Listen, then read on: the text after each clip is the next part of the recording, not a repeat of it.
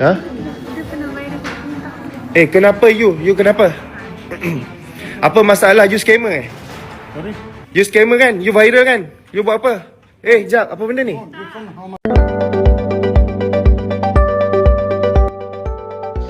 Sejak tahun 2022 lagi, terdapat beberapa video tular memaparkan perlakuan seorang laki warga asing yang dipercayai pukau pekedai dengan melarikan uang tunai.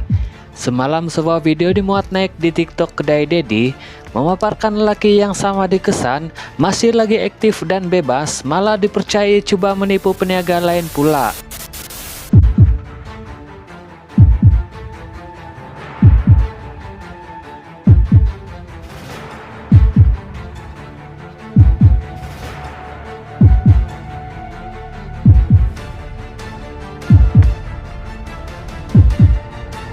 Ha?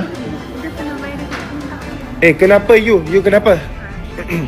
Apa masalah? You scammer Sorry? You scammer kan? You viral kan? You buat apa? Jap, apa benda ni? Lepas tu? Tak, dia sengaja. Dia sengaja dia bagi kau berapa tadi duit?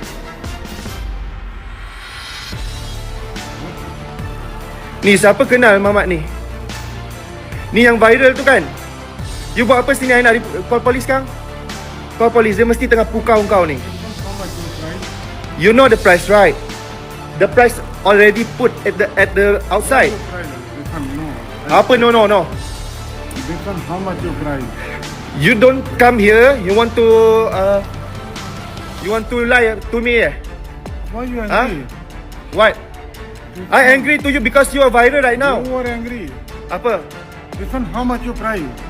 Why you ask me? You don't know. This one, lady. She already told you, right? How much? She told you how much? The price? How much? 17. Huh? 17 ringgit. And then what happened? Must be okay. Why you angry? What? Dia bagi kau berapa duit? Lepas tu?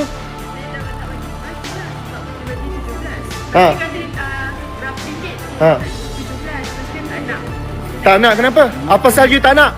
Kenapa you tak nak? You mau tipu? Why you angry? I angry because you want or not? One. Why? What? One already. You want? Buy. Bagi dia balance berapa? Why? Bagi plastik sekarang. Why? You viral already, you know. This one too much angry.